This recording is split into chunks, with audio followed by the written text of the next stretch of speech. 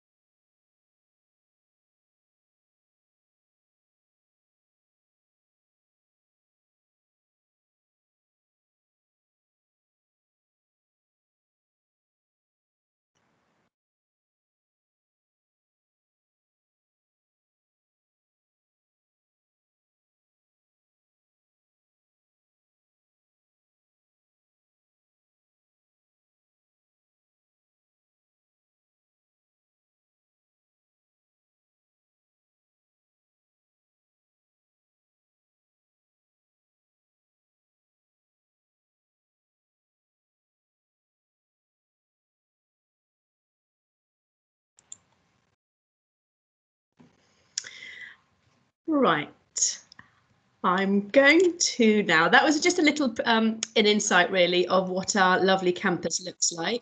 Oh my goodness me, I have to stop that. It looks really beautiful. Yeah, sorry about that. Hang on 1 second.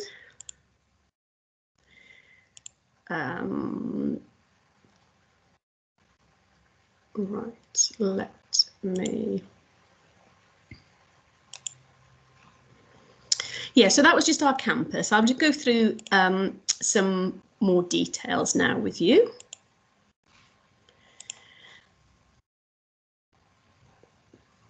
Right, good morning everybody. My name is Rhianne James. I work in the Study Abroad office in St Mary's University in London. Over the next 10 to 15 minutes, I'll tell you a little bit about studying abroad with us. I can either answer your questions at the end, or if you want to put them in the chat box, then we could look at doing that. But I'm just going to give you a brief overview of studying abroad at St Mary's. So I'll start off with a quote from one of our study abroad students from last year. Obviously, the experience that you get coming to a different country is second to none, and you meet an awful lot of people from all over the world. And Mia testified here that the friendships that she made will last a lifetime. So St Mary's University was founded in 1850 as a teacher training college, and it's the oldest Catholic university in the UK. It's pretty small, even by UK standards. We've got about 5,500 students on 150 undergrad and postgraduate degrees. Our main campus, which you see here, is 35 acres with a mix of historic and modern facilities. So it goes from the road here all the way down to the River Thames there. So this is the main campus here.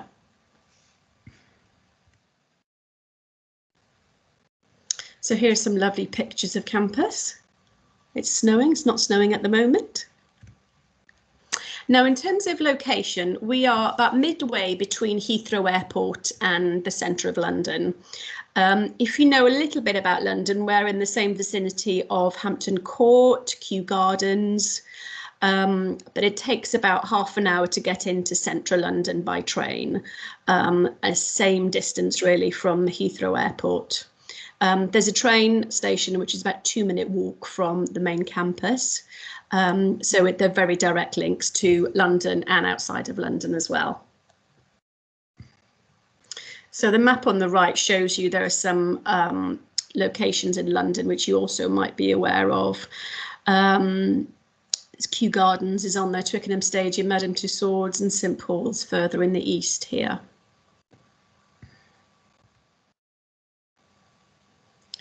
There we go.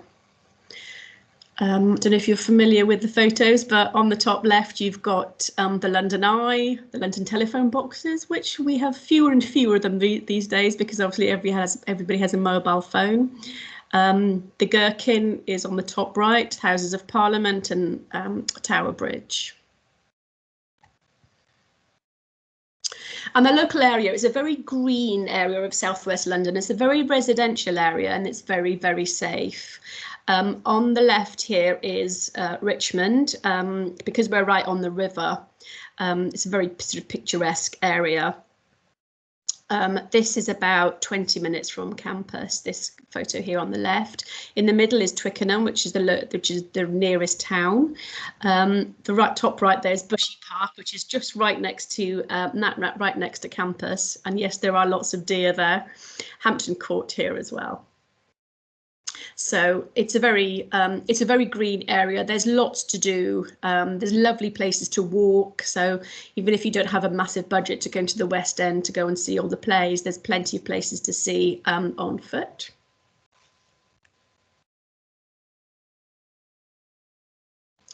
So all of our students who arrive on the Study Abroad programme, we provide a number of orientation and social events for you. So there's a free pickup service from Heathrow Airport.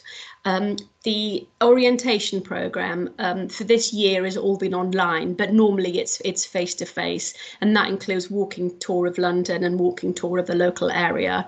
We also have optional social programmes, which include trips to the West End, boat trips in central London, and trips to Stonehenge, Bath and Wales. We also find a lot of our students, when they come, they all meet up and everybody's in the same boat. They can go off for weekends together to visit places like Windsor, Scotland. So a lot of students do club together to do that themselves as well.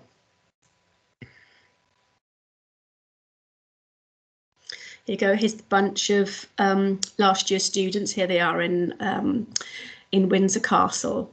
So Jacob here was a student from St. Peter's University in the US. And I'm just going to read his quote for you. So, St. Mary's offered me a great educational experience with amazing professors, opportunities to make weekend trips to other countries, a home base from which I could explore London, and a chance to meet great people from all around the world. So we have students from loads of different countries. They're from India, Australia, Singapore, Malaysia, and also, because of our location, lots of people from Europe. So in terms of academics, study abroad students choose either 3 or 4 modules, and depending on what the requirement is from their home university. You can choose from a number of modules from, these are just an examples of what you can do. You can pick levels of whether you're first, second or third year students as well, or a mixture of them. We try and ask students when they arrive to choose 8 modules which they'd be interested in studying, just to make sure that if there's any clashes, then you get to do the modules that you're most interested in. You can also do an internship. So rather than doing, say, 3 modules, you can do 2 modules and then have the additional credits from an internship. So you go and work normally 1 day a week over the course of the semester at a placement of your choice. We normally ask, the deadline for a study abroad with internship is normally a month before the normal study abroad deadline, and that's because you'll be asked to fill in more paperwork in terms of what your interest is, what you plan to achieve, what you'd like, what type of company you'd like to go and work for, in order so we can place you in the most relevant internship for you. Unfortunately, we had to suspend this last year because of the pandemic, and obviously most companies now have their staff working from home, so it's not possible. We hope to be able to reinstate this in September. If not, it'll be semester 2 next year. And that works in exactly the same way, except these students who do internship also have to have a visa to work. Normal study abroad you don't, but with internship you do. So here's another student who was here last year who really enjoyed going to the gym and spending time in the ref. All of our students who study abroad tend to live on campus, and you get a meal planned for that. And so all the students tend to eat there together. Staff eat there as well. I'm sure it's the same in most universities around the world. We are also well known for our sport. In the video you've just seen, you can just see it's very green. And we have rugby pitches, football pitches. And if you look at the little bit in the middle here of the slide, so in the Rio Olympic Games, we had 23 athletes competing, all from St Mary's, and they won 9 medals in total. Which means that if the university was a country, then we would have been 25th in the rankings of the Olympics.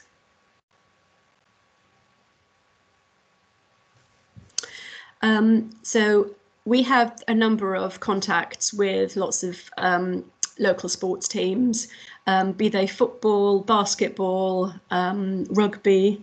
I'm not sure if you're familiar with rugby, but it's very popular around here. So we have a number of links as well. So if you're on a sort of a sports program, there'll be input from one of these organisations. And in terms of sports clubs, we have elite sports, obviously, which compete on a national basis, but a lot of these clubs also have a social programme. So you don't have to turn up in order to compete with others. It's just for fun. So there's quite a wide range here. And these are the sports clubs, and then these are the other student societies as well. They tend to be run by students. So that everything from singing to drama, art, football coaching. So it's reasonably widespread.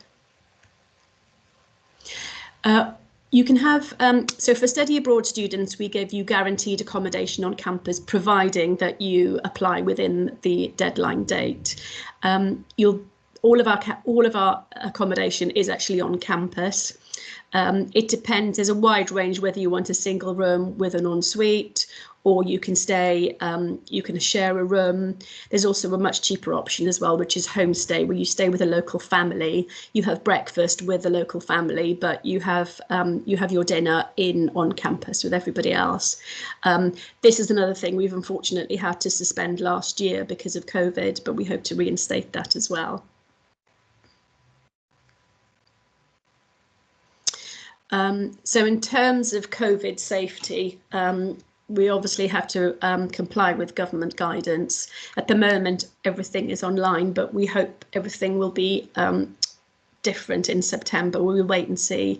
Everything at the moment in London is closed down, so no restaurants, shops, cinemas, gyms, everything is closed.